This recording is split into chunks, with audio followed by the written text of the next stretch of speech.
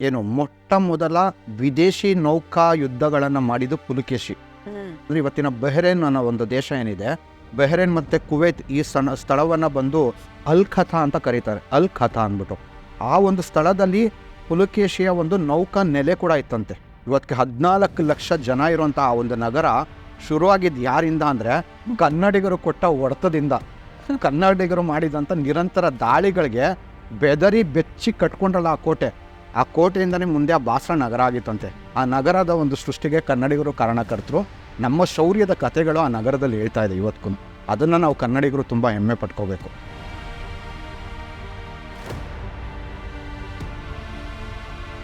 ವಿಶ್ವನಾಯಕ ಅಂತ ಕೂಡ ಕರೆಸ್ಕೊಳ್ಳಾಗತ್ತೆ ಅನ್ನೋದಕ್ಕೆ ಏನು ಕುರುಹಿದೆ? ಪುಲಕೇಶಿ ಖಂಡಿತವಾಗ್ಲೂ ವಿಶ್ವನಾಯಕ ಆಗಿದ್ದ.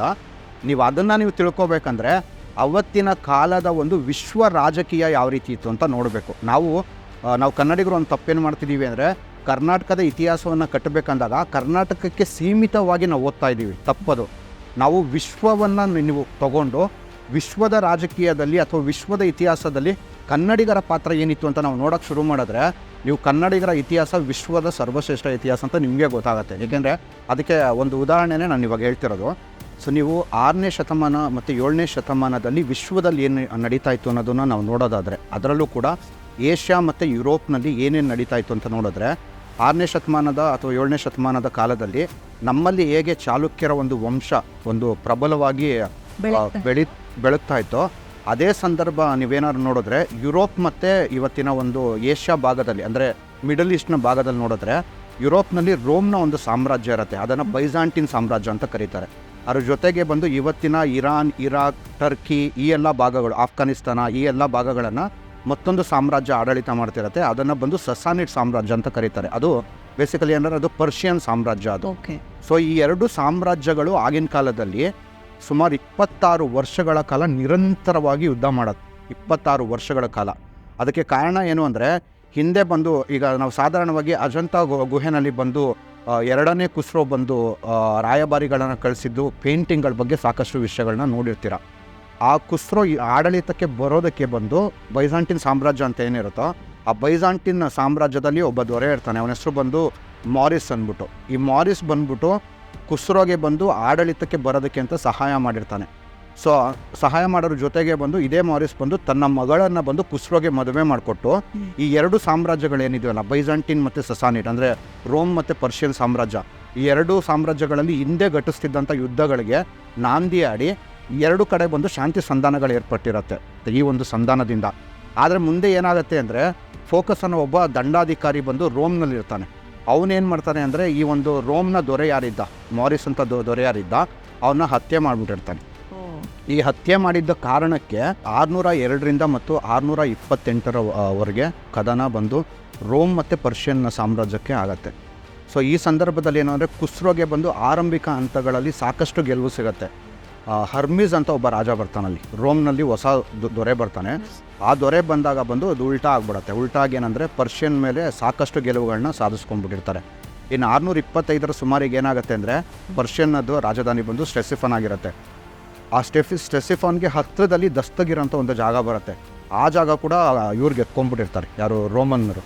ಸೊ ಹಾಗಾಗಿ ಖುಸ್ರೋ ಬಂದು 625ರ ಹಂತದಲ್ಲಿ ಆಲ್ಮೋಸ್ಟ್ ಎಲ್ಲನೂ ಸೋತ್ಬಿಟ್ಟಿರ್ತಾನೆ. ಆ ಸಂದರ್ಭದಲ್ಲಿ ನೀವು ಬಂದು ಇಲ್ಲಿ ಬಂದು ಪುಲಕೇಶಿಯ ಒಂದು ಎಂಟ್ರಿ ಆಗುತ್ತೆ. ಅದು ಯಾವ ರೀತಿ ಅಂತ ನಾವು ನೋಡಬೇಕು. ತುಂಬಾ ಒಂದು ಕುತೂಹಲಕರವಾಗಿದೆ, ರೋಮಾಂಚನಕಾರಿಯಾಗಿದೆ. ಅವತ್ತಿಗೆ ಬಂದು ವರ್ತಕರಿರ್ತಾರೆ ನಮ್ಮಲ್ಲಿ. ನಮ್ಮ ಐಹೊಳೆನದ್ದು ಶಾಸನಗಳು ನೋಡಿದ್ರೆ ಐಹೊಳೆನಲ್ಲಿ 500 ಅಂತ ಒಂದು ಸಂಘ ಇತ್ತು. ಅಂದರೆ 500 ವರ್ತಕರ ಸಂಘ ಅಂತ. ಅಂದರೆ ಒಂದು ಮರ್ಚೆಂಟ್ ಗಿಲ್ಡು, ಅವರು ಇಡೀ ಸೌತ್ ಇಂಡಿಯಾವನ್ನ ವ್ಯಾಪಾರಿಗಳು. ಇವತ್ತಿಗೆ ಹೆಂಗೆ ಅಂದರೆ, ಇವತ್ತಿಗೆ ಒಂದು ವ್ಯಾಪಾರಿಗಳು ಯಾವ ರೀತಿ ಇಡೀ ಒಂದು ಪ್ರದೇಶಗಳನ್ನ ದೇಶಗಳನ್ನ ಬಂದು ಯಾವ ರೀತಿ ಒಂದು ಹತೋಟಿನಲ್ಲಿ ಇಟ್ಕೊಂಡಿರ್ತಾರೋ, ಹಾಗೆ ಬಂದು ಐಹೊಳೆಯ ಈ ಒಂದು 500 ಅಂತ ಯಾವುದೋ ಒಂದು ಸಂಘ ಇತ್ತೋ, ಹಿಂದೆ ಬಂದು ಅವ್ರು ಈ ಕಡೆ ಗಲ್ಫ್ ದೇಶಗಳಿರ್ಬೋದು, ಈ ಕಡೆ ಬಂದು ಅರಬ್ ದೇಶಗಳಿರ್ಬೋದು, ಈ ಎಲ್ಲ ದೇಶಗಳಲ್ಲೂ ಕೂಡ ವ್ಯಾಪಾರಗಳು ಮಾಡೋದಲ್ಲದೆ ಈ ಕಡೆ ಸೌತ್ ಈಸ್ಟ್ ದೇಶಗಳೆಲ್ಲ ಇದೆಯಲ್ಲ, ಅಲ್ಲೂ ಕೂಡ ವ್ಯಾಪಾರಗಳನ್ನ ಮಾಡ್ತಿರ್ತಾರೆ. ಅಂದರೆ ತುಂಬ ಒಂದು ದೊಡ್ಡ ಮರ್ಚೆಂಟ್ ಒಡನಾಟ ಇರ್ತಿತ್ತು ಅವ್ರಿಗೆ. ಹೌದು. ಸೊ ಈ ಒಂದು ಭಾಗದಲ್ಲಿ ಏನು ಅವತ್ತು ಹೇಳ್ದಂಗೆ 625ರ ಸುಮಾರಿಗೆ ಪರ್ಷಿಯಾ ದೇಶದಲ್ಲಿ ಬಂದು ಆದಂತಹ ಈ ಒಂದು ನಿರಂತರ ಯುದ್ಧಗಳ ಕಾರಣ ಬಂದು ಅಲ್ಲಿದ್ದಂತಹ ಭಾರತೀಯ ವರ್ತಕರು ಅಂದರೆ ವ್ಯಾಪಾರಿಗಳು ಯಾರಿರ್ತಾರೋ ಅವ್ರ ಮೇಲೆ ತುಂಬ ನಿರ್ಬಂಧಗಳನ್ನ ಏರಿರ್ತಾರಂತೆ. ಅಂದರೆ ನೀವೇ ಯೋಚನೆ ಮಾಡ್ಬೋದು, ಒಂದು ಯುದ್ಧದ ಸಂದರ್ಭದಲ್ಲಿ ಒಂದು ಸಾಮ್ರಾಜ್ಯ ಕುಸಿತ ಇರೋ ಸಂದರ್ಭದಲ್ಲಿ ಅಲ್ಲಿರೋ ವ್ಯಾಪಾರಿಗಳಿಗೆ ಯಾವ ರೀತಿ ತೊಡಕುಗಳಾಗಿರ್ಬೋದು, ಒತ್ತಡಗಳು, ತೊಂದರೆಗಳಿರುತ್ತೆ. ಹೌದು, ಸಾಕಷ್ಟು ತೆರಿಗೆಗಳನ್ನ ಹೆಚ್ಚು ಮಾಡಿರ್ತಾರೆ ಅಥವಾ ಅವ್ರಿಗೆ ಸಾಕಷ್ಟು ನಿರ್ಬಂಧಗಳನ್ನ ಏರಿರ್ತಾರೆ. ಸೊ ಈ ಒಂದು ನಿರ್ಬಂಧಗಳನ್ನು ಏರಿದ್ದ ಸಂದರ್ಭದಲ್ಲಿ ಅರಬ್ ಇತಿಹಾಸಕಾರ ತಬರಿ ದಾಖಲೆ ಮಾಡ್ತಾನೆ. ಏನು ಅಂದರೆ 625-26ನೇ ಸುಮಾರಿಗೆ ಈ ಒಂದು ಆಲ್ಫಾ ಪೆನಿಸುಲಾ ಅಂತ ಬರುತ್ತೆ. ಇವತ್ತೇನೋ ಒಂದು ನೀವು ಇರಾಕ್ ದೇಶವನ್ನು ನೋಡಿದ್ರೆ ಇರಾಕ್ಗೆ ಕೆಲವು ಕಿಲೋಮೀಟರ್ಗಳ ಒಂದು ಕರಾವಳಿ ಸಿಗುತ್ತೆ. ಅಂದರೆ ಇರಾಕ್ ಬಂದು ಲ್ಯಾಂಡ್ ಲಾಕ್ಡ್ ಅದು ಕಂಟ್ರಿ, ಅದು ಅಂದರೆ ಸುತ್ತಮುತ್ತ ಬರೀ ಬೇರೆ ಬೇರೆ ದೇಶಗಳೇ ಇದೆ. ಸಮುದ್ರ ಅಂತ ಸಿಗೋದು ಒಂದೇ ಒಂದು ಕಡೆ, ಅದು ಆಲ್ಫಾ ಪೆನಿಸುಲಾ ಅಂತ ಕರೀತಾರೆ. ಈ ಒಂದು ಜಾಗವನ್ನು ಇಂದಿನ ಕಾಲದಲ್ಲಿ ಅರ್ದ್ ಅಲ್ ಹಿಂದ್ ಅಂತ ಕರೆಯೋರಂತೆ. ಅರ್ದ್ ಅಲ್ ಹಿಂದ್ ಅಂದರೆ ಏನು ಅಂದರೆ ಭಾರತದ ಒಂದು ವಸಾಹತು ಪ್ರದೇಶ ಅಂತ. ಅದ್ರ ಜೊತೆಗೆ ಬಂದು ಈ ಪ್ರದೇಶದ ಕರಾವಳಿ ಅಂದರೆ ಸಮುದ್ರಕ್ಕೆ ಅಂಟ್ಕೊಂಡಿದ್ದ ಜಾಗ ಏನಿತ್ತು ಅದನ್ನು ಫರ್ಜ್ ಅಲ್ ಹಿಂದ್ ಅಂತ ಕರೆಯೋರಂತ. ಅಂದರೆ gateway of India, gateway to India ಆ ಥರ ಕರೆಯೋರಂತಂದರೆ ಈ ಪ್ರದೇಶದಲ್ಲಿ ಭಾರತದ ವರ್ತಕರು ತುಂಬ ದೊಡ್ಡ ಮಟ್ಟದಲ್ಲಿ ಪ್ರಭಾವ ಬೀರಿ ಅಲ್ಲಿನ ಬಿಸ್ನೆಸ್ನ ಬಂದು ಪೂರ್ತಿ ನಿಯಂತ್ರಣ ಮಾಡ್ತಿರ್ತಾರಂತೆ. ಅಂದರೆ ನಮ್ಮ ಕನ್ನಡಿಗರಾದಂತೂ ಐಹೊಳೆಯ ಒಂದು ನಮ್ಮ 500 ಯಾರು ಒಂದು ವ್ಯಾಪಾರಿ ಸಂಘ ಇತ್ತೋ ಆ ಸಂಘದ ಒಂದು ಪ್ರಭಾವ ಆ ಒಂದು ದೇಶಗಳ ಮೇಲೆ ಅಂದರೆ ಇರಾನ್ ಮೇಲೆ ಕೂಡ ಆ ಮಟ್ಟಿಗೆ ಇತ್ತಂತೆ. ಏನು ಟೆಕ್ನಾಲಜಿ ಎಲ್ಲ ನಾವು ಎಷ್ಟು ಇಂಪ್ರೂವ್ ಆದರೂ ಅವ್ರ ಮಟ್ಟ ಮುಟ್ಟಕ್ಕಾಗಿಲ್ಲ ನೋಡಿ ಆ ಕಾಲದಲ್ಲೇ. ಹೌದು, ಕನ್ನಡಿಗರ ಆಗಲೇ ಅಂಥ ಒಂದು ಶ್ರೇಷ್ಠತೆಯನ್ನು ಮೆರೆದಿದ್ದೀವಿ. ಇವತ್ತಿಗೆ ನಾವು ಇಮ್ಯಾಜಿನ್ ಮಾಡ್ಕೊಳಕ್ಕಾಗಲ್ಲ. ನಾವೆಲ್ಲೋ ಇರಾನ್ ಅಂತ ದೇಶಕ್ಕೋ ಅಥವಾ ಇವತ್ತಿನ ಅಮೆರಿಕ ದೇಶಕ್ಕೋ ಅಥವಾ ಇನ್ನೆಲ್ಲೋ ಹೋಗಿ ಅಲ್ಲಿನ ಒಂದು ಬಿಸ್ನೆಸ್ನ ನಾವು ಕಂಟ್ರೋಲ್ ಮಾಡ್ತೀವಿ ಅನ್ನೋದು ಅವೆಲ್ಲ ಇತ್ತು. ಅಂದರೆ ನಾವು ರಕ್ಕಸ ತಂಗಡಿ ಯುದ್ಧದವರೆಗೂ ನೋಡಿದ್ರೆ ಕನ್ನಡಿಗರು ಇಡೀ ವಿಶ್ವದಲ್ಲಿ ಅತಿ ಪ್ರಭಾವಿ ಜನ. ಕನ್ನಡಿಗರಷ್ಟು ಸರಿಸಮಾನವಾಗಿದ್ದಂಥ ಯಾವುದೇ ಒಂದು ಪ್ರಪಂಚದ ಭಾಷಿಕರಿಲ್ಲ. ಇದಕ್ಕೆ ಉದಾಹರಣೆ ನಾವು ಯಾವ ರೀತಿ ನೋಡ್ಬೋದು ಅಂದರೆ ನೀವು ಯಾವುದೇ ಒಂದು ಇವ್ರನ್ನ ನೋಡಿ, ಈಗ ಹುಯೆನ್ ಸಾಂಗ್ ಎಲ್ಲಿಗೆ ಬಂದಿದ್ದ, ಕರ್ನಾಟಕಕ್ಕೆ ಬಂದಿದ್ದ. ಅವನು ಚಾಲುಕ್ಯರ ನಾಡು ಅಂತ ಅವ್ನು ಗೊತ್ತಿರೋ ಮಹಾರಾಷ್ಟ್ರ ಅಂತ ಕರೆದಿ, ಮಹಾರಾಷ್ಟ್ರಕ್ಕೆ ಅಂತ ಯಾಕಂದ್ರೆ ಬಹಳ ದೊಡ್ಡದಾಗಿದೆ ಅದಕ್ಕೆ ಮಹಾರಾಷ್ಟ್ರ ಅಂತ ಹೇಳಿದಂತೆ ಅವನು. ಹೌದು, ಅದು ಕನ್ನಡ ನಾಡಾಗಿತ್ತದು. ನೀವು ಹಾಗೆ ಏನಾದ್ರು ನೋಡ್ಕೊಂಡೋದ್ರೆ ಹಿಂದಿನ ಕಾಲದಲ್ಲಿ ವಿದೇಶಿ ಪ್ರವಾಸಿಗರು ಕರ್ನಾಟಕಕ್ಕೆ ಬಂದು ಹೋದಷ್ಟು ಭಾರತದ ಯಾವ ಭಾಗಕ್ಕೂ ಹೋಗಿಲ್ಲ. ಉದಾಹರಣೆಗೆ ಹುಯೆನ್ ಸಾಂಗ್ ಎಲ್ಲಿಗೆ ಬಂದಿದ್ದ, ಕರ್ನಾಟಕಕ್ಕೆ ಬಂದಿದ್ದ, ಮಹಾರಾಷ್ಟ್ರಕ್ಕೆ ಹೋಗಿದ್ದ, ಅದೆಲ್ಲ ಬಂದು ಚಾಲುಕ್ಯರ ನಾಡಾಗಿತ್ತು. ಅದೇ ಥರ ನೀವು ನೋಡಿದ್ರೆ ತಬರಿ ಅನ್ನೋ ಒಬ್ಬ ಅರಬಿಕ್ ಇತಿಹಾಸಕಾರ ಯಾರಿರ್ತಾರೋ ಅವ್ನು ಅಲ್ಲಿ ಕೂತ್ಕೊಂಡು ಚಾಲುಕ್ಯರ ಬಗ್ಗೆ ಇತಿಹಾಸ ಬರೀತಾನೆ. ಅಂದರೆ ಇವ್ರ ಪ್ರಭಾವ ಹೇಗಿತ್ತು ಅಂತ ನೀವು ತಿಳ್ಕೋಬೇಕು. ಇನ್ನು ಮುಂದೆ ಏನಾದ್ರು ಸುಲೈಮಾನ್ ಅಂದರೆ ಅಮೋಘ ವರ್ಷನ ಕಾಲದಲ್ಲಿ ಭಾರತಕ್ಕೆ ಭೇಟಿ ನೀಡಿದಂಥ ಸುಲೈಮಾನು ರಾಷ್ಟ್ರಕೂಟರ ಸಾಮ್ರಾಜ್ಯ ಇಡೀ ವಿಶ್ವದಲ್ಲಿ 4 ದೊಡ್ಡ ಸಾಮ್ರಾಜ್ಯಗಳಲ್ಲಿ ಒಂದು ಅಂತ ಬರೆದಿದ್ದಾನೆ. ಸೊ ಅವನು ಕೂಡ ಬರೆದಿರೋದು ಕರ್ನಾಟಕದ ಬಗ್ಗೆನೇ. ಹಿಂಗೆ ನೀವೇನಾದ್ರು ಹೋದರೆ ಈಗ ಅಬ್ದುಲ್ ರಜಾಕ್ ಇರಬಹುದು ಅಥವಾ ಡೊಮಿಂಗೋ ಫಯಾಜ್ ಇರ್ಬೋದು. ಹೀಗೆ ಸಾಕಷ್ಟು ವಿದೇಶಿ ವರ್ತಕರು ಅಥವಾ ವಿದೇಶಿ ಪ್ರವಾಸಿಗರು ಕನಸು ಕಾಣ್ತಿದ್ದಿರಲ್ಲ ಕರ್ನಾಟಕದ ಬಗ್ಗೆ. ಅಂದರೆ ನಮ್ಮಲ್ಲಿದ್ದಂಥ ಶ್ರೇಷ್ಠತೆ ಆ ರೀತಿ ಇತ್ತು. ಸೊ ಇವತ್ತಿಗೇನೋ ಸ್ವಲ್ಪ ಕಡಿಮೆ ಆಗಿದೆ, ಅದನ್ನು ಮತ್ತೆ ನಾವು ಮರುಕಳಿಸೋ ಎಲ್ಲ ಸಾಧ್ಯತೆಗಳಿದೆ. ಕೊಳ್ಳೋದ್ರಲ್ಲಿ ನಾವು ಹಿಂದುಳಿದಿದ್ದೀವಿ ಅಷ್ಟೇ. ಅಂದರೆ ಕನ್ನಡಿಗರು ವೈಭವೀಕರಿಸಿ ಯಾವುದನ್ನು ಬಣ್ಣಿಸಿ ಹೇಳೋದಿಲ್ಲ. ನಮ್ಮಲ್ಲಿ ತಾಕತ್ತಿದೆ, ಅದನ್ನು ನಾವು ಸಾಕ್ತಾ ಹೋಗ್ತೀವಿ ಅಷ್ಟೇ. ಸೊ ಅದನ್ನು ವಾವ್ ಫ್ಯಾಕ್ಟ್ರಿ ಥರ ಹೇಳ್ಕೊಳ್ಬೇಕಾಗಿದೆ ಇವಾಗ. ಹೌದು, ಖಂಡಿತವಲ್ಲ. ಯಾಕೆಂದರೆ ನಮ್ಮಲ್ಲಿ ಅಷ್ಟೊಂದು ಶ್ರೇಷ್ಠ ಒಂದು ಇತಿಹಾಸ ಇದೆ. ನಾನು ಈಗಾಗಲೇ ಹೇಳ್ದಂಗೆ ಇಡೀ ಪ್ರಪಂಚದಲ್ಲಿ ಯಾವುದೇ ಒಂದು ಭಾಷೆಯವ್ರಿಗೂ ಕರ್ನಾಟಕದಷ್ಟು ಶ್ರೇಷ್ಠ ಇತಿಹಾಸ ಇಲ್ಲ. ಇದನ್ನು ನೀವು ಯಾವ ರೀತಿ ದಾಖಲೆ ಮಾಡ್ಬೋದು ಅಂದರೆ ಭಾರತದಲ್ಲಿ ಸುಮಾರು ಏನು ಬ್ರಿಟಿಷರು ಅಥವಾ ಯುರೋಪಿಯನ್ ಕಾಲೋನೀಸ್ ಯಾರು ಅವ್ರು ಭಾರತಕ್ಕೆ ಬಂದರೋ ಅಲ್ಲಿವರೆಗೂ ಇಡೀ ವಿಶ್ವದ ಸರಿಸುಮಾರು 36ರಿಂದ 26% GDP ಭಾರತದಲ್ಲೇ ಇತ್ತು ಅಂತ ದಾಖಲೆ ಇದೆ. ಇನ್ನು ಆ ಸಂದರ್ಭದಲ್ಲಿ ಅಂದರೆ ರಕ್ಕಸ ತಂಗಡಿಯ ಒಂದು ವಾರ್ ಏನಾಯಿತು, ಯುದ್ಧ ನಡೀತಲ್ಲ, ಅದರದ್ದು 1200 ವರ್ಷಗಳ ಹಿಂದಿನ ಇತಿಹಾಸ ತೊಗೊಂಡ್ರೆ ಭಾರತದ ಬಹುಭಾಗವನ್ನು ಆಡಳಿತ ಮಾಡಿರೋದೆಲ್ಲ ಕನ್ನಡದವರೇ. ಸೊ ಅರ್ಥ ಏನು ಅಂದರೆ ಕನ್ನಡಿಗರು ಇಡೀ ವಿಶ್ವದ ಟಾಪ್ ಶ್ರೀಮಂತರಾಗಿದ್ವಿ 1200 ವರ್ಷ. ಆ ದಾಖಲೆ ನಂಗೆ ಅನ್ಸೋ ಮಟ್ಟಿಗೆ ಇನ್ನು 10,000 ವರ್ಷ ಹೋದ್ರೂ ಯಾರೂ ಮುರಿಯೋಕ್ಕಾಗಲ್ಲ. ಯಾಕೆಂದರೆ ನೀವೇ ನೋಡ್ಬೋದು, ಬ್ರಿಟಿಷರು ಎಷ್ಟು ವರ್ಷ ತುಂಬ ಪ್ರಭಾವಿ ಆಗಿದ್ರು, 200 ವರ್ಷ. ಇವಕ್ಕೆ ಅಮೇರಿಕನ್ ಯುಗ ಇದೆ, ಮುಂದೆ ಚೈನಾ ಯುಗ ಬರ್ಬೋದು ಅಥವಾ ಇನ್ಯಾರ್ದೋ ಬರ್ಬೋದು ಗೊತ್ತಿಲ್ಲ.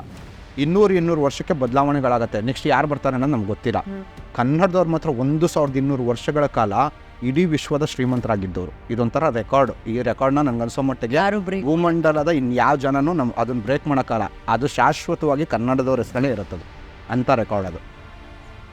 ಹೀಗೆ 625ನೇ ಇಸ್ವಿಯ ಸುಮಾರಿಗೆ ಭಾರತದ ವರ್ತಕರಿಗೆ ಆಗ್ತಿದ್ದ ಒಂದು ತೊಂದರೆ ನೋಡಿದಂಥ ಪುಲಕೇಶಿ ಇಲ್ಲಿಂದ ಬಂದು ನೌಕಾದಳವನ್ನು ಕಳಿಸಿ ಅಲ್ಲಿ ಸರಣಿ ಯುದ್ಧಗಳನ್ನ ಮಾಡ್ತಾನಂತೆ.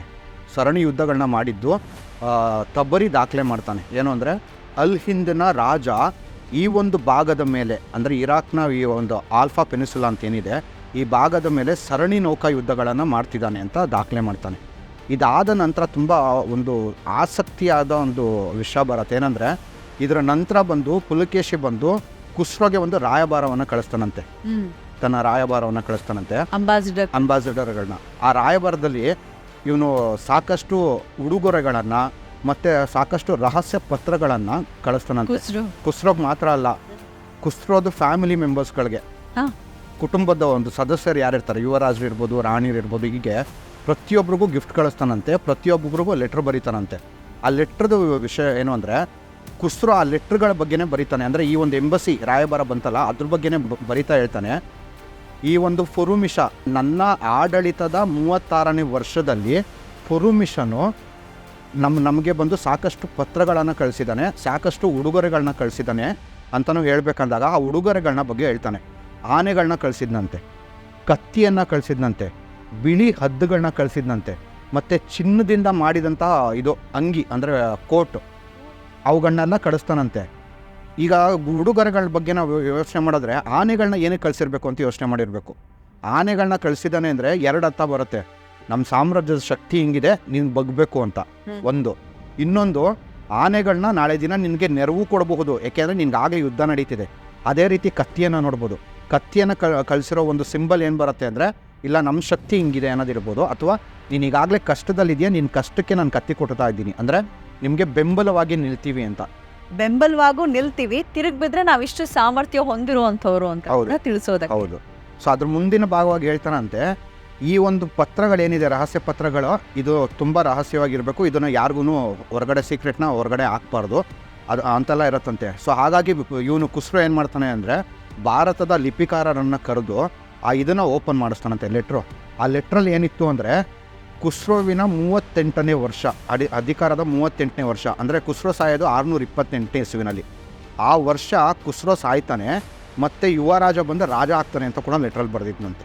ಅಂದರೆ ಇಮ್ಯಾಜಿನ್ ಮಾಡಿ, ಪುಲಕೇಶಿ ಎಷ್ಟೋ ದೂರದ ಆ ಒಂದು ಸಸಾನಿಡ್ ಸಾಮ್ರಾಜ್ಯದಲ್ಲಿ ಮೊದಲೇ ಭವಿಷ್ಯವಾಣಿ ಹೇಳಿದ್ದಾನೆ. ಏನು ಅಂದರೆ 628ರಲ್ಲಿ ಖುಸ್ರೋ ಸಾಯ್ತಾನೆ ಅಂತ. ಅದು ಹೇಗೆ ಅಂದರೆ ಆ ಒಂದು ಸಾಮ್ರಾಜ್ಯದ ಒಂದು ರಾಜಕೀಯದಲ್ಲಿ ಪುಲಕೇಶಿ ಯಾವ ಮಟ್ಟಿಗೆ ಹಸ್ತಕ್ಷೇಪ ಮಾಡ್ತಿದ್ದ, ಇವನ ಪ್ರಭಾವ ಯಾವ ರೀತಿ ಇತ್ತು, ಇರಾನ್ ದೇಶದ ಮೇಲೆ ಇವನ ಪ್ರಭಾವ ಯಾವ ರೀತಿ ಇತ್ತು ಅನ್ನೋದು ಇಲ್ಲಿ ಗೊತ್ತಾಗ್ತಿದೆ ಇವನ ಲೆಟರು. ಈ ಲೆಟ್ರ್ ಬಂದಾದ್ಮೇಲೆ ಅಂದರೆ ಏನಾಗುತ್ತಂತೆ ಅಲ್ಲಿ ಅಂದರೆ ಅವ್ರವ್ರಿಗೇನೆ ಕನ್ಫ್ಯೂಷನ್ ಸ್ಟಾರ್ಟ್ ಆಗುತ್ತಂತೆ, ಮುಂದೆ ಏನಾಗುತ್ತೆ ಅನ್ನೋದು. ಅಂದರೆ ನೀನು ನನ್ನ ಸಾಯಿಸ್ತೀಯಾ ಅಥವಾ ಇನ್ನೇನೋ ಹೆಚ್ಚು ಕಮ್ಮಿ ಆಗ್ಬೋದು ಸಾಮ್ರಾಜ್ಯದಲ್ಲಿ, ಈ ಥರ ಎಲ್ಲ ಒಡಕುಗಳಾಗಿ ಕೊನೆಗೆ ಇವನು ಪುಲಕೇಶಿಗೆ ತೊಂದರೆ ಕೊಡೋಕ್ಕೆ ಸರಿ ಹೋಗಲ್ಲ ಅಂದ್ಬಿಟ್ಟು ವರ್ತಕರ ಜೊತೆ ಇವರು ಅಗ್ರಿಮೆಂಟ್ ಮಾಡ್ಕೋತಾರಂತೆ. ಅಂದರೆ ನಿಮ್ಗೆ ಹೆಂಗೆ ಬೇಕೋ ಹಂಗೆ ಬಿಸ್ನೆಸ್ ಮಾಡ್ಕೊಳ್ಳಿ ಇನ್ನು ಮುಂದಕ್ಕೆ ಅನ್ನೋ ಮಟ್ಟಿಗೆ. ಆ ಮಟ್ಟಕ್ಕೆ ಭಯ ಹುಟ್ಟಿಸಿದ್ದು ಪುಲಕೇಶಿ.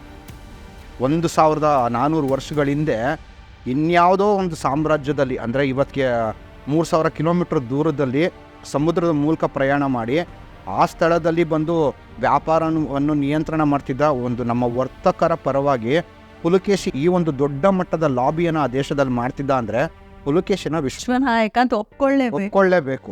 ಇದು ನಂತರ ಬಂದೇನು ಅಂದರೆ ಅಲ್ಲಿ ಮತ್ತೆ ಬಂದು ಆ ಒಂದು ವ್ಯಾಪಾರದ ಒಂದು ಹಿತದೃಷ್ಟಿಯಿಂದ ನೋಡಿದ್ರೆ ಎಲ್ಲವೂ ಸರಿಯಾಗತ್ತಂತೆ. ಆದರೆ ಮುಂದೆ ಏನಾಗುತ್ತೆ ಅಂದರೆ 628ನೇ ಇಸ್ವಿನಲ್ಲಿ ಬೈಜಾಂಟಿನ್ ಸಾಮ್ರಾಜ್ಯ ಮತ್ತು ಈ ಒಂದು ಸಸಾನಿಡ್ ಸಾಮ್ರಾಜ್ಯ ಈ ಮಧ್ಯದ ಒಂದು ಯುದ್ಧದ ಕೊನೆಘಟ್ಟ ತಲುಪಿ ಕೊನೆಗೆ ಖುಸ್ರೋವಿನ ಮಗನೇ ಖುಸ್ರೋವಿನ ಹತ್ಯೆ ಮಾಡಿಬಿಡ್ತಾನಂತೆ. ಒಂದು ಪುಲಕೇಶಿ ಹಿಂದೆ ಕೊಟ್ಟಿದ್ದ ಲೆಟರ್ ಕೂಡ ಹಾಗೇ ಇತ್ತು, 628ರಲ್ಲಿ ಈ ಥರ ಆಗತ್ತೆ ಅಂತ. ಈ ಎಲ್ಲ ಕನ್ಫ್ಯೂಷನಿಂದನೂ ಅವ್ನು ಸತ್ತಿರ್ಬೋದು. ಅಂದರೆ ಆ ಮಟ್ಟಿಗೆ ಒಂದು ಪ್ರಾಬಲ್ಯವನ್ನು ಹೊಂದಿದ್ದ ಅಂತ ಗೊತ್ತಾಗತ್ತೆ. ಇನ್ನು ಖುಸ್ರೋ ಸಾವಿನ ನಂತರ ಏನಾಗುತ್ತೆ ಅಂತ ನಾವು ನೋಡೋದಾದರೆ, ಈಗ ಹಿಂದೆ ಇದ್ದಿದ್ದ ಅಗ್ರಿಮೆಂಟ್ಗಳೆಲ್ಲ ಮತ್ತೆ ಮುರಿದು ಬೀಳುತ್ತೆ ವ್ಯಾಪಾರಿಗಳಿಗೆ, ಮತ್ತೆ ವ್ಯಾಪಾರಿಗಳಿಗೆ ಸಾಕಷ್ಟು ತೊಂದರೆಗಳು ಬರುತ್ತೆ. ಮಗ ಯುವರಾಜ ಆ ಒಂದು 4 ವರ್ಷ ಖುಸ್ರೋ ಸತ್ತು ಮುಂದಿನ 4 ವರ್ಷ ನೋಡಿದ್ರೆ ಅಂದರೆ 632ನೇ ಇಸ್ವಿವರೆಗೂ ನೋಡಿದ್ರೆ ಈ ಒಂದು ಪರ್ಷಿಯನ್ ರಾಜ್ಯದಲ್ಲಿ ಸುಮಾರು 12 ದೊರೆಗಳು ಎಕ್ಸ್ಚೇಂಜ್ ಆಗ್ತಾರಂತೆ. 12 ಜನ ಆ ಒಂದು ಏನು ಆಡಳಿತಕ್ಕೆ ಬರೋದು. ಅಂದರೆ ಆ ಮಟ್ಟಕ್ಕೆ ರಾಜಕೀಯ ಅಸ್ಥಿರತೆ ಬಂದು ಪರ್ಷಿಯಾ ದೇಶದಲ್ಲಿ ಇರತ್ತಂತೆ. ಸೊ ನೀವೇ ಅವಾಗ ಯೋಚನೆ ಮಾಡ್ಬೋದು, ಈ ಮಟ್ಟಿಗೆ ಅಸ್ಥಿರತೆ ಇದ್ದಾಗ ನಮ್ಮ ವರ್ತಕರಿಗೆ ಏನೇನು ಚಾಲೆಂಜಸ್ಗಳಿದ್ವು ಅಲ್ವೇ ವ್ಯಾಪಾರ ಮಾಡೋದಕ್ಕೆ ಅಂತ. ಸೊ ಯಾವಾಗ ಮತ್ತೆ ಈ ಅಸ್ಥಿರತೆಗಳು ಶುರು ಆಯಿತೋ ಪುಲಕೇಶಿ ಪದೇ ಯುದ್ಧ ಮಾಡೋಣಂತೇಳಿ ವರ್ತಕರಿಗಾಗಿ ಪದೇ ಅಲ್ಲಿ ಹೋಗೋದು, ಯುದ್ಧಗಳು ಮಾಡೋದು, ಅದೇ ಥರನೇ ಆಗ್ತಿತ್ತಂತೆ. ಇನ್ನು ಈ ನಡುವೆ ಅರಬ್ ನೆಲದಲ್ಲಿ ಏನಾಗ್ತಿತ್ತು ಅನ್ನೋದನ್ನು ನಾವು ನೋಡೋದಾದರೆ 610ರ ಸುಮಾರಿಗೆ ಅರಬ್ ನೆಲದಲ್ಲಿ ಮೊಹಮ್ಮದ್ ಪೈಗಂಬರರಿಂದ ಇಸ್ಲಾಂ ಧರ್ಮ ಸ್ಥಾಪನೆಯಾಗಿ ಮುಂದೆ ಅರಬ್ ನೆಲದಲ್ಲಿ ನಿಧಾನವಾಗಿ ಇಸ್ಲಾಂ ಧರ್ಮ ಹರಡಲು ಶುರುವಾಗಿರುತ್ತೆ. ಹಾಗೂ 632ರಲ್ಲಿ ಮೊಹಮ್ಮದ್ ಪೈಗಂಬರರ ನಿಧನವಾಗಿ ಇಸ್ಲಾಂ ಧರ್ಮ ಪಸರಿಸುವ ಕೆಲಸ 1ನೇ ಖಲೀಫತ್ ಸಾಮ್ರಾಜ್ಯ ಅಂತ ಕರೆಸಿಕೊಂಡ ರಾಶುದ್ದೀನ್ ಖಲೀಫರ ಮೊದಲ ಖಲೀಫಾ ಅಬೂಬಕರ್ನ ಹೆಗಲಿಗೆ ಏರಿರುತ್ತೆ. ಹಾಗೂ ರೋಮನ್ ಪರ್ಷಿಯನ್ ಯುದ್ಧಗಳ ನಂತರ ಪರ್ಷಿಯನ್ ನೆಲಕ್ಕೆ ರಾಶುದ್ದೀನ್ ಖಲೀಫರ ದಾಳಿ ಕೂಡ ಶುರುವಾಗಿರುತ್ತೆ. 633ನೇ ಒಂದು ಇಸ್ವಿಯ ಸಂದರ್ಭದಲ್ಲಿ ಬಂದರೆ ಸಾಕಷ್ಟು ಒಂದು ಸೋಲ್ಗಳು ಇವ್ರಿಗೆ ಆಗಿರುತ್ತೆ, ಯಾರಿಗೆ ಪರ್ಷಿಯನ್ ದೇಶಕ್ಕೆ. ಸೊ ಈ 633ರ ಸಂದರ್ಭದಲ್ಲಿ ಮೊಟ್ಟ ಮೊದಲ ಬಾರಿಗೆ ಈ ಒಂದು ಖಲೀಫತ್ಗಳು ಯಾರಿರ್ತಾರೋ ಅವರು ಇರಾಕ್ನ ಬಂದು ಆಕ್ರಮಣ ಮಾಡಬೇಕು ಅಂತ ಬಂದಿರ್ತಾರಂತೆ.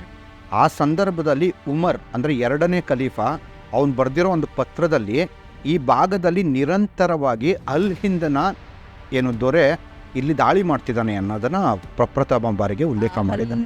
ಅಲ್ ಹಿಂದ ದೊರೆ ನಮ್ಮ ಪುಲಕೇಶಿ ದಾಳಿ ಮಾಡ್ತಿದ್ರ ಬಗ್ಗೆ ಮೊಟ್ಟ ಮೊದಲ ಬಾರಿಗೆ ದಾಖಲೆ ಮಾಡ್ತಾನೆ. ಇನ್ನು ಇದ್ರ ಮುಂದಿನ ಭಾಗವಾಗಿ ನೋಡಿದ್ರೆ ಅದೇ ಒಂದು ವರ್ಷದಲ್ಲಿ ಬಂದು ಜೂನ್ನಲ್ಲಿ ಬಂದು ಈ ಒಂದು ಟೆರಿಟರಿ ಏನಿತ್ತು ಅಲ್ಫಾ ಅಥವಾ ಅಲ್ಲುಬುಲಾ ಪೆನಿಸುಲಾ ಅಂತ ನಾವೇನು ಕರಿತೀವೋ ಆ ಭಾಗವನ್ನು ಇವರು ಗೆತ್ಕೋತಾರಂತೆ. 2ನೇ ಖಲೀಫತ್ ಯಾರಿದ್ದು ಉಮರ್, ಅವನ ಒಬ್ಬ ಇವನು ಬರ್ತಾನೆ ಅಂದರೆ ಸೈನ್ಯಾಧಿಕಾರಿ ಖಾಲಿದ್ ಅಂತ. ಈ ಖಾಲಿದ್ ಬಂದು ಆ ಸ್ಥಳವನ್ನು ಗೆತ್ಕೋತಾನಂತೆ. ಗೆತ್ಕೊಂಡ ನಂತರ ಏನು ನಡೀತು ಅಂತ ನೋಡಬೇಕು. ಇವ್ರು ಗೆತ್ಕೋತಾರಂತೆ. ಗೆತ್ಕೊಂಡಾಗ ಏನಾಗುತ್ತೆ ಅಂದರೆ ನಹರ್ ಅಂತ ಒಂದು ಪ್ರದೇಶ ಬರುತ್ತೆ. ನಹರ್ ಅಂದರೆ ಈ ಒಂದು ಪೆನಿಸುಲಾ ರೀಜನಲ್ಲಿ ಸಮುದ್ರ ಮಾರ್ಗಕ್ಕೆ ಹತ್ರ ಇರೋದು, ಅಂದರೆ ಸಮುದ್ರಕ್ಕೆ ಹತ್ರ ಇರೋ ಪ್ರದೇಶಗಳೆಲ್ಲ ಇದೆಯಲ್ಲ, ಇಲ್ಲಿ ಇವರು ಶಿಬಿರಗಳನ್ನ ಶುರು ಮಾಡಿರ್ತಾರಂತೆ, ಸೈನ್ಯದ ಶಿಬಿರಗಳನ್ನ ಹಾಕೊಂಡಿರ್ತಾರಂತೆ. ಪುಲಕೇಶಿಯ ಒಂದು ಸೈನ್ಯ ನಿರಂತರವಾಗಿ ದಾಳಿ ಮಾಡತ್ತಂತೆ. ನಿರಂತರವಾಗಿ ಶಿಬಿರಗಳ ಮೇಲೆ ದಾಳಿ ಮಾಡಿ ಇವ್ರು ಕೊನೆಗೆ ಬಂದು ಶಿಬಿರಗಳನ್ನೆಲ್ಲ ಎತ್ಕೊಂಡು 15 ಕಿಲೋಮೀಟ್ರ್ ಭೂಮಾರ್ಗದ ಒಳಗಡೆ ಹೋಗಿ ಅಲ್ಲಿ ಸಪ್ರೇಟಾಗಿ ಕೋಟೆ ಕಟ್ಕೋತಾರಂತೆ. ಸೊ ಯಾವ ಮಟ್ಟಿಗೆ ಪುಲಕೇಶಿಯ ಒಂದು ಆಕ್ರಮಣ ನಡೆದಿತ್ತು ಅವ್ರ ಮೇಲೆ ಅನ್ನೋದು ಕೂಡ ಗೊತ್ತಾಗತ್ತೆ. ಇನ್ನು 15 ಕಿಲೋಮೀಟ್ರ್ ಹಿಂದೆ ಸರಿದಿದ್ರಲ್ಲ, ಆ ಸರಿದಿದ್ದ ಜಾಗದಲ್ಲಿ ಬಂದು ಉಮರೇ ಹೇಳ್ತಾನೆ ಏನಂದರೆ, ಈ ಜಾಗ ಸೇಫ್ ಅಲ್ಲ, ನಮಗೆ ನಾವು ಬೇರೆ ಕಡೆ ಹೋಗಬೇಕು, ಯಾಕೆಂದರೆ ಅಲ್ಲಿಂದ ನಿರಂತರವಾಗಿ ದಾಳಿಗಳು ನಡೀತಾ ಇದೆ, ಹಾಗೂ ನಮ್ಮ ಜನರ ರಕ್ಷಣೆಗೋಸ್ಕರ ನಾವು ಒಂದು ಕೋಟೆ ಕಟ್ಕೋಬೇಕು ಅಂತ ಕೂಡ ಹೇಳ್ತಾನಂತೆ. ಆ ಕೋಟೆ ಕಟ್ಕೊಂಡಿದ್ದ ಪ್ರದೇಶವೇ ಬಂದು ಇವತ್ತಿಗೆ ಬಂದು ಇರಾಕ್ನ ವಾಣಿಜ್ಯ ನಗರಿ ಅಂತ ಕರ್ಕೊಳ್ಳೋ ಬಾಸ್ರಾ ಅನ್ನೋ ನಗರ. ಇವತ್ತಿಗೆ 14 ಲಕ್ಷ ಜನ ಇರುವಂಥ ಆ ಒಂದು ನಗರ ಶುರುವಾಗಿದ್ದು ಯಾರಿಂದ ಅಂದರೆ ಕನ್ನಡಿಗರು ಕೊಟ್ಟ ಹೊಡೆತದಿಂದ. ಕನ್ನಡಿಗರು ಮಾಡಿದಂಥ ನಿರಂತರ ದಾಳಿಗಳಿಗೆ ಬೆದರಿ ಬೆಚ್ಚಿ ಕಟ್ಕೊಂಡ್ರಲ್ಲ ಆ ಕೋಟೆಯಿಂದನೇ ಮುಂದೆ ಆ ಬಾಸ್ರಾ ನಗರ ಆಗಿತ್ತಂತೆ. ಆ ನಗರದ ಒಂದು ಸೃಷ್ಟಿಗೆ ಕನ್ನಡಿಗರು ಕಾರಣಕರ್ತರು. ನಮ್ಮ ಶೌರ್ಯದ ಕಥೆಗಳು ಆ ನಗರದಲ್ಲಿ ಹೇಳ್ತಾ ಇದೆ ಇವತ್ತಿಗೂ. ಅದನ್ನು ನಾವು ಕನ್ನಡಿಗರು ತುಂಬ ಹೆಮ್ಮೆ ಪಟ್ಕೋಬೇಕು. ಸೊ ಇದ್ರ ಮುಂದಿನ ಭಾಗವಾಗಿ ಏನಾದ್ರು ನಾವು ನೋಡೋದಾದರೆ, ಪರ್ಷಿಯನ್ಗಳು ಮುಂದೆ ಬಂದು ಚಾಲುಕ್ಯರಿಗೆ ಎಂಬಸಿ ಕಳಿಸಿರೋ ಸಾಧ್ಯತೆ ಇದೆ. ಯಾಕೆಂದರೆ ನಿರಂತರವಾದ ದಾಳಿ ಬಂದು ಪರ್ಷಿಯಾ ದೇಶದ ಮೇಲೆ ಒಂದು ಆಕ್ರಮಣ ಏನು ನಡೀತಾ ಇತ್ತೋ, ಈ ಭಾಗವಾಗಿ ಅವರೂ ಯುದ್ಧವನ್ನು ಸರಿಯಾಗಿ ಮಾಡೋಕ್ಕಾಗದೇ ಇರೋ ಕಾರಣ ಬಂದು ಪುಲಕೇಶಿಗೆ ಬಂದು ಒಂದು ರಾಯಭಾರವನ್ನು ಕಳಿಸಿರೋ ಸಾಧ್ಯತೆಗಳು ಜಾಸ್ತಿ ಇದೆ. ಇದನ್ನು ನಾವು ಅಜಂತದಲ್ಲಿರೋ ಪೇಂಟಿಂಗ್ ನೋಡಬಹುದು. ಅಂದರೆ ಅಜಂತದ 1ನೇ ಗುಹೆಯಲ್ಲಿ ಬಂದು ಪರ್ಷಿಯನ್ನ ಒಂದು ರಾಯಭಾರಿಗಳು ನಮ್ಮ ಅರಸನೊಬ್ಬನಿಗೆ ಬಂದು ಕಪ್ಪ ಕಾಣಿಕೆಗಳನ್ನ ಕೊಡ್ತಾ ಇರೋದು ಅಥವಾ ನಮಿಸ್ತಾ ಇರೋದು, ಈ ಥರ ಒಂದು ಪೇಂಟಿಂಗ್ ಇದೆ. ಅದನ್ನು ಸಾಕಷ್ಟು ಇತಿಹಾಸಕಾರರು ಬಂದು ಅದು ಪುಲಕೇಶಿದು ಇರಬಹುದು ಅಂತ ಹೇಳಿದ್ದಾರೆ. ಅದಕ್ಕೆ ಕಾರಣ ಏನು ಅಂದರೆ, ಮೊದಲನೇದಾಗಿ ಆ ಒಂದು ರಾಜಕೀಯ ಒಂದು ಇದನ್ನು ನೋಡಿದ್ರೆ, ಚಿತ್ರಣಗಳನ್ನ ನೋಡಿದ್ರೆ, ಒಂದು ಕಡೆ ಪರ್ಷಿಯಾ ದೇಶದಲ್ಲಿ ಪುರುಮಿಷ ಅಥವಾ ಪರಮೇಶ್ವರ ಅಂತ ಉಲ್ಲೇಖ ಇದೆ. ಎರಡನೇದು ನೋಡಿದ್ರೆ ಇದೇ ಇದರಲ್ಲಿ ಬಂದು ರಾಜಕೀಯ ಒಂದು ರಾಯಭಾರಗಳ ನಿಯೋಗಗಳು ಎಕ್ಸ್ಚೇಂಜ್ ಆಗ್ತಿದ್ವಲ್ಲ ಇವೆರಡು ಕಡೆ, ಅದೂ ಕೂಡ ಉಲ್ಲೇಖ ಆಗಿದೆ. ಮತ್ತೊಂದು ಕಡೆ ನೋಡಿದ್ರೆ ಅಜಂತನಲ್ಲಿ ಅದಕ್ಕೆ ಸಮಾನವಾಗಿರೋಂಥ ಒಂದು ಪೇಂಟಿಂಗ್ ಕೂಡ ಸಿಕ್ಕಿದೆ. ಸೊ ಇವೆಲ್ಲ ಅಲ್ಲಿ ನೋಡಿದ್ರೆ ಆ ಪೇಂಟಿಂಗ್ ಬಂದು ನಮ್ಮ ರಾಜಮನೆತನ, ನಮ್ಮ ಒಂದು ಚಾಲುಕ್ಯ ರಾಜಮನೆತನ, ಅದರಲ್ಲೂ ಕೂಡ ಪುಲಕೇಶಿಯ ಒಂದು ಆಸ್ಥಾನದ ಚಿತ್ರ ಅಂತ ನಾವು ಖಂಡಿತವಾಗ್ಲೂ ಹೇಳ್ಬೋದು. ಇನ್ನು ಈ ಒಂದು ರಾಯ ನಿಯೋಗ ಬಂದು ಹೋದ ನಂತರ ಏನು ನಡೆದಿದೆ ಅಂದರೆ, ನೀವು ಪರ್ಷಿಯನ್ ಇತಿಹಾಸದಲ್ಲಿ ಬಂದು ತುಂಬ ಪ್ರಮುಖವಾದ ಯುದ್ಧಗಳಲ್ಲಿ ಒಂದು ಬ್ಯಾಟಲ್ ಆಫ್ ಬ್ರಿಡ್ಜ್ ಅಂತ ಒಂದು ಬರುತ್ತೆ. ಬ್ಯಾಟಲ್ ಆಫ್ ಬ್ರಿಡ್ಜ್ ಏನು ಬ್ರಿಡ್ಜ್ ಅಂದರೆ, ಅಲ್ಲಿ ಯುಫ್ರೇಟಿಸ್ ಅಂತ ಒಂದು ನದಿ ಇದೆ. ಯುಫ್ರೇಟಿಸ್ ಅಂತ ನದಿಗೆ ಅಡ್ಡಲಾಗಿ ಕಟ್ಟಿರುವ ಸೇತುವೆ ಹತ್ರ ಒಂದು ಯುದ್ಧ ನಡೆದಿದೆ. ಆ ಯುದ್ಧವನ್ನು ಬ್ಯಾಟಲ್ ಆಫ್ ಬ್ರಿಡ್ಜ್ ಅಂತ ಕರೀತಾರೆ. ಅದು 634ರಲ್ಲಿ ನಡೆದಿರೋಂಥ ಒಂದು ಯುದ್ಧ. ಆ ಯುದ್ಧದ ವೈಶಿಷ್ಟ್ಯತೆ ಏನು ಅಂದರೆ, ಹಿಂದೆ ಸಾಕಷ್ಟು ಯುದ್ಧಗಳನ್ನು ಪರ್ಷಿಯನ್ ಸೋತಿದ್ರು, ಆ ಯುದ್ಧದಲ್ಲಿ ಪ್ರಪ್ರಥಮ ಬಾರಿಗೆ ರಶುದ್ದೀನರ ವಿರುದ್ಧ ಅಂದರೆ ಖಲೀಫರ ವಿರುದ್ಧ ಒಂದು ಯುದ್ಧ ಗೆಲ್ತಾನೆ. ಆ ಯುದ್ಧ ಗೆಲ್ಲೋದಕ್ಕೆ ಕಾರಣ ಏನು ಅಂದರೆ, ಅವ್ರ ಹತ್ರ ಇದ್ದಂಥ ಗಜಪಡೆ ಅಂತೆ. ಸ್ವಾಭಾವಿಕವಾಗಿ ಇರಾನ್ ದೇಶದಲ್ಲಿ ಆನೆಗಳೇ ಸಿಗಲ್ಲ. ಆ ಜಾಗಕ್ಕೆ ಆನೆಗಳು ಹೋಗಿದ್ರ ಬಗ್ಗೆ ನಾವು ಈಗಾಗಲೇ ನೋಡ್ದಂಗೆ ಪುಲಕೇಶಿಕ್ ಕೊಟ್ಟಂಥ ಗಿಫ್ಟ್ನಲ್ಲಿ ಆನೆ ಕೂಡ ಕೊಟ್ಟು ಕಳಿಸಿರ್ತಾನೆ. ಅರ್ಥ ಆಗ್ತಿದೆಯಾ? ಅವನ ಒಂದು ರಾಜಕೀಯ ಮತ್ಸದ್ದಿತನ ಅಥವಾ ಒಂದು ಯೋಜನೆಗಳು ಯಾವ ರೀತಿ ಇತ್ತು ಅಂತ. ಮೊದಲೇ ಆನೆಗಳನ್ನ ಕಳಿಸಿರೋದು, ಮುಂದೆ ಅದು ರಾಜಕೀಯ ಒಂದು ಸಂಬಂಧವಾಗಿ ತಿರುಗಿ ನಮ್ಮ ಗಜಪಡೆಗಳು ಬ್ಯಾಟಲ್ ಆಫ್ ಬ್ರಿಡ್ಜ್ನಲ್ಲಿ ಭಾಗವಹಿಸಿ ಈ ಒಂದು ಪರ್ಷಿಯನ್ಗೆ ಗೆಲುವನ್ನು ದಾಖಲೆ ಮಾಡಿಕೊಡ್ತಾರೆ. ನಮ್ಮ ಚಾಲುಕ್ಯರ ಸೈನ್ಯ, ನಮ್ಮ ಕರ್ನಾಟಕ ಬಲ ಅನ್ನೋದು ಸೈನ್ಯ.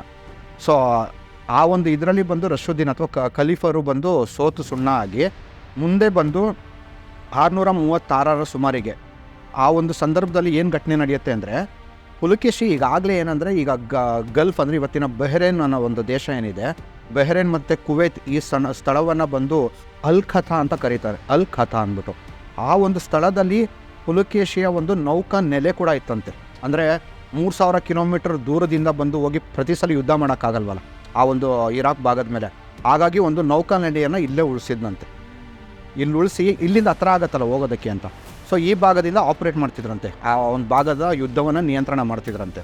ಸೊ ಹಾಗಾಗಿ ಬಂದು ಈ ಒಂದು ಸ್ಥಳ ಇತ್ತಲ್ಲ, ಈ ಸ್ಥಳದಲ್ಲಿ ಇವತ್ತಿಗೆ ನಾವು ಓಮನ್ ದೇಶ ನೋಡ್ಬೋದು. ಈ ಓಮನ್ ದೇಶ ಮತ್ತು ಪರ್ಷಿಯನ್ ದೇಶ ಮತ್ತು ನಮ್ಮ ಅಲ್ ಹಿಂದನ ರಾಜ ಪುಲಕೇಶಿ, ಈ 3 ಜನ ಬಂದು ಜಂಟಿ ಸಹಯೋಗ ಅಥವಾ ಅಲಯನ್ಸ್ ಫಾರ್ಮ್ ಆಗಿದ್ರ ಬಗ್ಗೆ ಕೂಡ ಇದೇ ಬಂದು 2ನೇ ಖಲೀಫಾ ದಾಖಲೆ ಮಾಡ್ತಾನೆ. ಅಲ್ ಹಿಂದ್ ಅಂದರೆ ಈ ಒಂದು 3 ಜನರು ಸೇರಿ ನಮ್ಮ ವಿರುದ್ಧವಾಗಿ ಯುದ್ಧ ಮಾಡೋದಕ್ಕೆ ಅಂತ ಒಂದು ಅಲಯನ್ಸ್ನ ಫಾರ್ಮ್ ಮಾಡಿದ್ದಾರೆ ಅಂತ ಕೂಡ ಇಲ್ಲೇ ದಾಖಲೆ ಆಗಿದೆ. ಇಡೀ ಪ್ರಪಂಚದಲ್ಲಿ ನಡೆದ ಮೊಟ್ಟ ಮೊದಲ ವಿಶ್ವ ಯುದ್ಧ ಇದು. ಯೋಚನೆ ಮಾಡಿ, ಯಾಕೆಂದರೆ ಪರ್ಷಿಯಾ ದೇಶದ ಇವತ್ತಿನ ದೇಶಗಳು ತೊಗೊಂಡ್ರೆ ಇವತ್ತು ಇರಾನು, ಇರಾಕು, ಸಿರಿಯಾ, ಟರ್ಕಿ ಇಂಥ ದೇಶಗಳು ಇವತ್ತಿಗೆ ದೇಶಗಳಾಗಿರ್ಬೋದು. ಆ ದೇಶಗಳ ಭಾಗಗಳು ಮತ್ತು ಈ ಕಡೆ ಬಂದರೆ ಮಿಡಲ್ ಈಸ್ಟದು ಸಾಕಷ್ಟು ಭಾಗಗಳು, ಈ ಕಡೆ ಭಾರತದ್ದು, ಈ ಎಲ್ಲ ಭಾಗಗಳನ್ನು ಯುದ್ಧದಲ್ಲಿ ಆ ಸಂದರ್ಭದಲ್ಲಿ ಜೋಡಿಸ್ಕೊಂಡಿದೆ ಒಂದಕ್ಕೊಂದು. ಅಂಥ ಒಂದು ಘಟನೆ ಅಥವಾ ಒಂದು ಪ್ರಪಂಚದಲ್ಲಿ ನಡೆದು ಹೋದಂತಹ ಬಹುಶಃ ಮೊಟ್ಟ ಮೊದಲ ಮಹಾಯುದ್ಧದ ಸಂದರ್ಭದಲ್ಲಿ ಆ ಯುದ್ಧವನ್ನು ನಿಯಂತ್ರಣ ನಮ್ಮ ಪುಲಕೇಶಿ ಮಾಡ್ತಿದ್ದ. ಅದು ನಮ್ಮ ಕನ್ನಡಿಗರ ಹೆಗ್ಗಳಿಕೆ ಆಗಬೇಕು. ಸೊ ಇದಾದ ನಂತರ ಏನು ನಡೆಯುತ್ತೆ ಅಂದರೆ 636ರಲ್ಲಿ ಕುದಿಶಿಯಾ ಅಂತ ಅಥವಾ ಕೊದಿಶಿಯಾ ಅನ್ನೋದು ಒಂದು ಯುದ್ಧ ನಡೆಯುತ್ತೆ ಪರ್ಷಿಯನ್ನಲ್ಲಿ. ಈ ಸಂದರ್ಭದಲ್ಲಿ ಏನಾಗುತ್ತೆ ಅಂದರೆ ಪರ್ಷಿಯನ್ಗಳು ಸುಮಾರು 100,000 ಸೈನಿಕರನ್ನ ಕಳ್ಕೊತಾರಂತೆ. 100,000 ಜನ ಸೈನಿಕರನ್ನ ಕಳ್ಕೊಂಡ್ಬಿಡ್ತಾರಂತೆ. ಕಳ್ಕೊಂಡಾದ್ಮೇಲಿಂದ ಅವ್ರಿಗೆ ತುಂಬಾ ದೊಡ್ಡ ಮಟ್ಟದಲ್ಲಿ ಹಿನ್ನಡೆ ಆಗಿರುತ್ತೆ. ಅಲ್ಲದೆ ಈ ಅಲಯನ್ಸ್ನ ಬಗ್ಗೆ ನಾವು ಯೋಚನೆ ಮಾಡಿದ್ರೆ ಒಮನ್ ದೇಶ ಅಷ್ಟೊತ್ತಿಗಾಗಲೇ ಇವ್ರಿಗೆ ಶರಣಾಗ್ಬಿಟ್ಟಿರತ್ತಂತೆ. ಯಾರಿಗೆ? ಖಲೀಫರಿಗೆ ಅಥವಾ ಮೊದಲನೇ ಖಲೀಫಾ ಸಾಮ್ರಾಜ್ಯ ರಶುದ್ದೀನ್ ಖಲೀಫಾ ಯಾರಿದ್ರೋ ಅವ್ರಿಗೆ ಶರಣಾಗಿರತ್ತಂತೆ. ಇನ್ನು ಪರ್ಷಿಯಾ ದೇಶದಲ್ಲೂ ಕೂಡ 100,000 ಜನ ಯಾವಾಗ ಸತ್ತೋಗ್ತಾರೋ ಈ ಒಂದು ಅಲಯನ್ಸ್ನ ಮುಂದೆ ನಡೆಸೋದಕ್ಕೆ ಇನ್ನು ಜನ ಬೇಕಲ್ಲ. ಈಗ ಪುಲಕೇಶಿ ಒಬ್ಬನೇ ಉಳ್ಕೊಂಬಿಟ್ಟ. ಬಹುಶಃ ನನಗನ್ಸೋ ಮಟ್ಟಿಗೆ ಒಂದು ಮಟ್ಟಿಗೆ ಏನಾದರೂ ಪರ್ಷಿಯನ್ಗಳು ಮೊದಲ ಖಲೀಫಾ ಅಥವಾ ರಶುದ್ದೀನ್ ಖಲೀಫರಿಗೆ ಎದುರಾಗಿ ಫೈಟ್ ಮಾಡಿ ಈ ಅಲಯನ್ಸ್ ಕಂಟಿನ್ಯೂ ಆಗಿದ್ರೆ ಬಹುಶಃ ಇಸ್ಲಾಂನ ಆ ಒಂದು ಓಟ ಏನಿತ್ತೋ ಅದು ಮೊದಲ ಹಂತದಲ್ಲೇ ನಿಂತೋಗ್ಬೇಕಿತ್ತು. ಆದರೆ ಅನ್ಫಾರ್ಚುನೇಟ್ಲಿ ಏನಂದರೆ ಇಲ್ಲಿ ನಾನು ಈಗಾಗಲೇ ನೋಡ್ದಂಗೆ ಪರ್ಷಿಯನ್ ದೇಶನೂ ಸೋತ್ಬಿಡತ್ತೆ, ಇಲ್ಲಿ ಒಮನ್ ದೇಶನೂ ಸೋತ್ಬಿಡತ್ತೆ. ಉಳ್ಕೊಂಡಿದ್ದು ಒಬ್ಬ ಪುಲಕೇಶಿ ಇಲ್ಲಿಂದ 3000 ಕಿಲೋಮೀಟ್ರ್ ದೂರ ಹೋಗಿ ಆಪ್ರೇಟ್ ಮಾಡೋದು ಅದು ಪ್ರಾಕ್ಟಿಕಲಿ ಸಾಧ್ಯವೂ ಇಲ್ಲ ಮೊದಲನೇದಾಗಿ. ಹಾಗಾಗಿ ಆ ಒಂದು ಆಪ್ರೇಷನ್ ನಿಂತೋಗಿರ್ಬೋದು. ಈ ಭಾಗದಲ್ಲಿ ನಡೀತಿತ್ತಲ್ಲ ಯಾವುದು ಅಲ್ಫಾ ಅಥವಾ ಅಲ್ಲುಬುಲಾ ರೀಜನ್ ಮೇಲೆ ನಡೀತಿತ್ತಲ್ಲ ಒಂದು ಕಂಟಿನ್ಯೂಸ್ ದಾಳಿಗಳಂತ ಏನು ನಿರಂತರ ದಾಳಿಗಳೇನು ನಡೀತಿತ್ತೋ ಆ ದಾಳಿಗಳನ್ನು ನೋಡಿ ಬೇಸಂತಹ ಒಂದು ಖಲೀಫರು ಇವರನ್ನು ಈ ಜಾಗದಲ್ಲಿ ನಾವು ಹೆಂಗಿರೂ ಸೋಲ್ಸೋಕ್ಕಾಗಲ್ಲ, ನಾವು ಅವ್ರ ಜಾಗಕ್ಕೆ ಹೋಗಿ ಯುದ್ಧ ಮಾಡೋಣ ಅಂತ ಶುರು ಮಾಡ್ತಾರಂತೆ. ಅಂದರೆ ಭಾರತದ ಮೇಲೇ ಡೈರೆಕ್ಟ್ ಅವ್ರ ಟೆರಿಟರಿಗೆ ಹೋಗಿ ಅವ್ರ ಮೇಲೆ ಯುದ್ಧ ಮಾಡೋಣ ಅಂತ. ಅದ್ರ ಭಾಗವಾಗಿಯೇ ನಾವು ಆ್ಯಕ್ಚುಲಿ ಈಗ ಪುಲಕೇಶಿ ಬಗ್ಗೆ ನಾವು ಮಾತಾಡಬೇಕಂದ್ರೆ 636ನೇ ಇಸ್ವಿನಲ್ಲಿ ಠಾಣೆ ಬಂದರಿನ ಮೇಲೆ ಯುದ್ಧ ಆಗಿದ್ದನ್ನು ಸಾಕಷ್ಟು ಜನ ಇತ್ತೀಚಿನ ದಿನಗಳಲ್ಲಿ ಸಾಮಾಜಿಕ ಜಾಲತಾಣಗಳಲ್ಲಿ ಬರೀತಿದ್ದಾರೆ.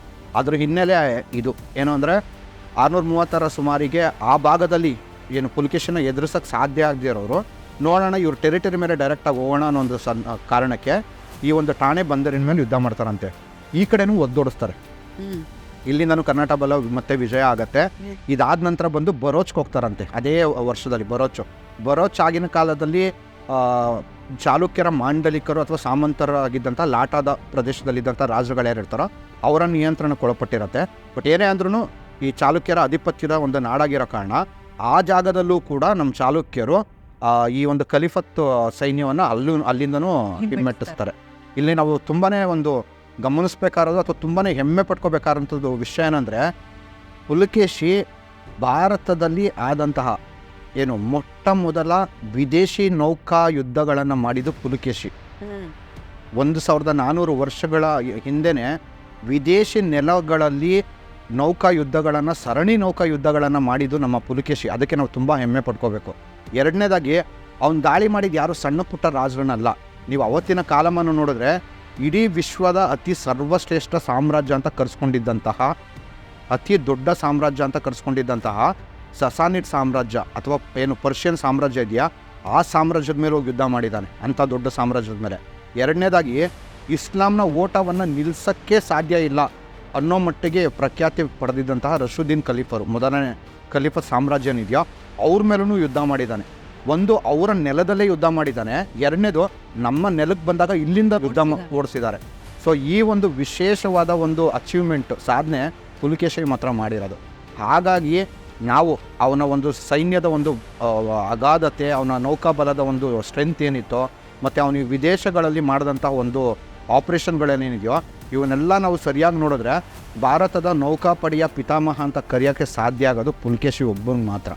ಅದಕ್ಕೆ ಅವನಿಗೆ ನೌಕಾಪಡೆಯ ಪಿತಾಮಹ ಅಂತ ಹೇಳೋದು ಸುಮ್ಮನೆ ಹೇಳೋ ಅಂಥದ್ದಲ್ಲ. ಹೌದು. ಯಾಕಂದ್ರೆ ಇದನ್ನ ಒಂದು ಪೋಸ್ಟ್ ಹಾಕಿದಾಗ ಪಕ್ಕದ ರಾಜ್ಯದವರಿಗೆ ಹೆಚ್ಚು ಒಲವನ್ನ ತೋರಿಸುವಂತ ನಮ್ಮ ಕನ್ನಡಿಗರೇ, ಬೇರೆಯವ್ರ ವಿಚಾರ ಬಿಡಿ, ನಮ್ಮ ಕನ್ನಡಿಗರೇ ಅದು ಹೇಗೆ ಹಾಕ್ತೀರಾ ನೀವು ಇಮ್ಮಡಿ ಪುಲಕೇಶಿಯನ್ನ ನೌಕಾಪಡೆಯ ಪಿತಾಮಹ ಅಂತ ಹೇಳ್ತೀರಾ ಅಂದ್ರೆ ದಾಖಲೆಗಳಿಲ್ಲದೆ ಯಾರು ಹೇಳೋ ಅಂಥದ್ದಲ್ಲ. ಎಷ್ಟೋ ವರ್ಷಗಳ ಹಿಂದೆಯೇ ಆತ 100 ಹಡಗುಗಳನ್ನ ಹೊಂದಿದ್ದ ಅಂತ ಇದೆ ಅದಕ್ಕೆ ಸಾಕ್ಷಿ.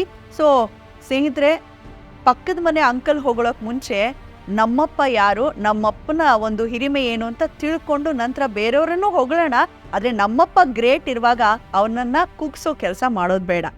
ಇನ್ನು ಭಾರತದ ನೌಕಾಪಡೆಯ ಪಿತಾಮಹ ಯಾರು ಅನ್ನೋದು ಇತ್ತೀಚಿನ ವರ್ಷಗಳಲ್ಲಿ ಸಾಕಷ್ಟು ಚರ್ಚೆಗೆ ಮುನ್ನೆಲೆಗೆ ಬಂದಿದೆ. ನಿಮಗೆ ಆಶ್ಚರ್ಯ ಆಗ್ಬೋದು. ಈಗಾಗಲೇ ನಾನು ಹೇಳ್ದಂತೆ ಭಾರತದ ಇತಿಹಾಸದಲ್ಲಿ ಮೊಟ್ಟ ಮೊದಲ ಬಾರಿಗೆ ವಿದೇಶಿ ನೆಲದಲ್ಲಿ ನೌಕಾ ಯುದ್ಧವನ್ನು ಮಾಡಿದ ದೊರೆ ಯಾರು ಅಂದರೆ ಅದು ನಮ್ಮ ಇಮ್ಮಡಿ ಪುಲಕೇಶಿ.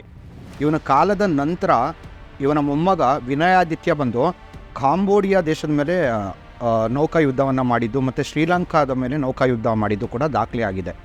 ನೀವು ಒಟ್ಟಾರೆ ನೋಡೋದಾದರೆ ಚಾಲುಕ್ಯರ ಆ ಒಂದು ವಿಸ್ತೀರ್ಣತೆ, ಆ ಒಂದು ಸಮುದ್ರ ಮಾರ್ಗದಲ್ಲಿ ಅವರು ಸಾಧಿಸಿದಂಥ ಪ್ರಾಬಲ್ಯಗಳು ಅಥವಾ ಯುದ್ಧವನ್ನು ನೋಡಿದ್ರೆ, ಒಂದು ಕಡೆ ಇವತ್ತಿನ ಇರಾಕ್ ಪುಲಕೇಶಿ ಯುದ್ಧ ಮಾಡಿದ್ದನ್ನು, ಮತ್ತು ಇನ್ನೊಂದು ಕಡೆ ಬಂದು ಕಾಂಬೋಡಿಯಾ ವಿನಯಾದಿತ್ಯ ಯುದ್ಧ ಮಾಡಿದ್ದು, ಈ ಎರಡು ಪ್ರದೇಶಗಳ ಒಂದು ದೂರ ಒಂದಕ್ಕೊಂದು ಎಷ್ಟು ದೂರ ಇದೆ ಅಂತ ನೀವೇನಾದ್ರು ನೋಡೋದಾದರೆ ಸುಮಾರು 6,500 ಕಿಲೋಮೀಟ್ರಿಂದ 7,000 ಕಿಲೋಮೀಟ್ರ್ ದೂರ ಬರುತ್ತೆ. ಅಂದರೆ ಕನ್ನಡಿಗರು ಹಿಂದೂ ಮಹಾಸಾಗರದಲ್ಲಿ ಪ್ರಾಬಲ್ಯವನ್ನು ಚೋಳರು ಬರೋದಕ್ಕೆ ಅಥವಾ ಇನ್ಯಾರೋ ಬರೋದಕ್ಕಿಂತ ಮುಂಚೆನೇ ಸಾಧಿಸಿದಂಥ ಮೊಟ್ಟ ಮೊದಲಿಗರು ಅನ್ನೋದು ಕೂಡ ಅಷ್ಟೇ ಖಾತ್ರಿ ಆಗುತ್ತೆ.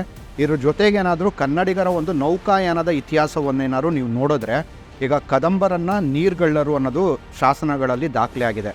ಇದ್ರ ಜೊತೆಗೆ ಮೊಟ್ಟ ಮೊದಲ ಬಾರಿಗೆ 100 ಹಡಗುಗಳನ್ನು ಹೊಂದಿದ್ದಂತಹ ಒಂದು ಬೃಹತ್ ನೌಕಾಪಡೆ ಕಟ್ಟಿದ್ದು ಇಮ್ಮಡಿ ಪುಲಕೇಶಿ. ವಿನಯಾದಿತ್ಯ ಕಾಂಬೋಡಿಯಾ ಮೇಲೆ ವಾರ್ ಮಾಡಿದ್ದು ನೋಡಿದ್ದೀವಿ.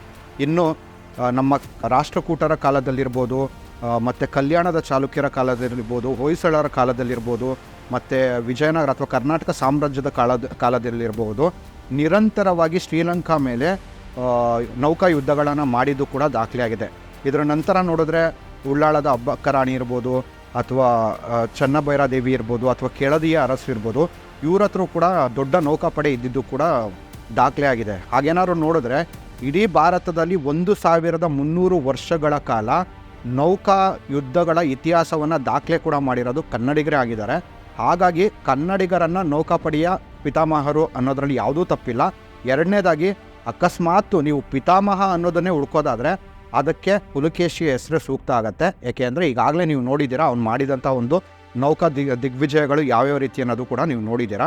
ಹಾಗಾಗಿ ಪ್ರತಿಯೊಬ್ಬರು ಇನ್ನು ಮುಂದಕ್ಕೆ ಪುಲಕೇಶಿಯನ್ನು ನೌಕಾಪಡೆಯ ಪಿತಾಮಹ ಅನ್ನೋದನ್ನು ಇನ್ನೂ ಮುನ್ನೆಲೆಗೆ ತೊಗೊಂಬರೋಣ. ನೀವೇನಾದರೂ ಅಕಸ್ಮಾತ್ ಪಾರ್ಸಿ ಜನಗಳು ಮುಂದೆ ಏನಾದರೂ ಈ ಒಂದು ಝೊರಾಸ್ಟ್ರಿಯನ್ ಧರ್ಮ ಯಾವ ರೀತಿ ಸಸಾನಿದ್ ಸಾಮ್ರಾಜ್ಯದಿಂದ ಅವನತಿ ಆಯಿತು ಅನ್ನೋದನ್ನು ನೋಡೋದಾದರೆ, ಇವತ್ತಿಗೆ ನೀವು ಭಾರತದಲ್ಲಿರುವಂತಹ ಟಾಟಾ ಮಾಲೀಕರು ಇರ್ಬೋದು, ಅಥವಾ ಬಜಾಜ್ ಕಂಪ್ನಿ ಮಾಲೀಕರು ಇರ್ಬೋದು, ಅಥವಾ ಮಾಣಿಕ್ ಶಾ ಇರ್ಬೋದು, ಹೀಗೆ ಸಾಕಷ್ಟು ಬಂದು ಪಾರ್ಸಿ ಜನಾಂಗವನ್ನು ನಾವು ನೋಡ್ತೀವಿ ಭಾರತದಲ್ಲಿ.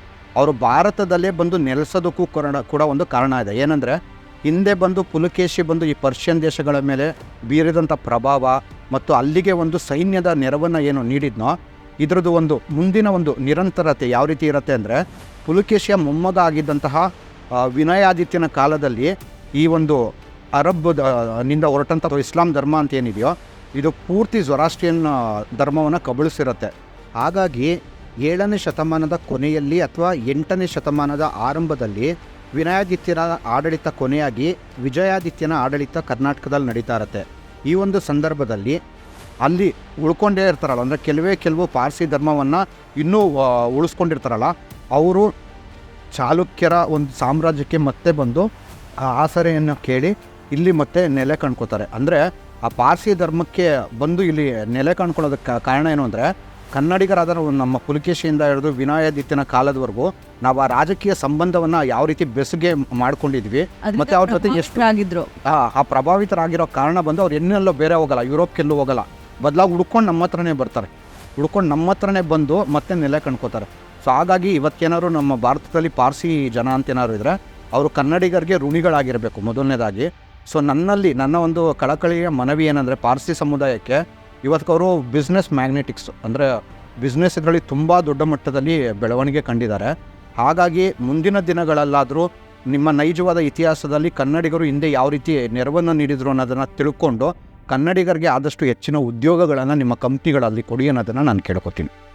ಭುವನೇಶ್ ಅವರೇ, ಒಂದು ಪ್ರಶ್ನೆಯನ್ನು ಕೇಳಬೇಕಿತ್ತು. ಈಗಾಗಲೇ ಸುಮಾರು ವರ್ಷಗಳ ಹಿಂದೆ ಇಮ್ಮಡಿ ಪುಲಕೇಶಿಯ ಕುರಿತಾದಂಥ ಒಂದು ಸಿನಿಮಾದಲ್ಲಿ ನಮ್ಮ ಪದ್ಮಭೂಷಣ ಡಾಕ್ಟರ್ ರಾಜ್ಕುಮಾರ್ ಅವರು ಅಭಿನಯಿಸಿದ್ದಾರೆ.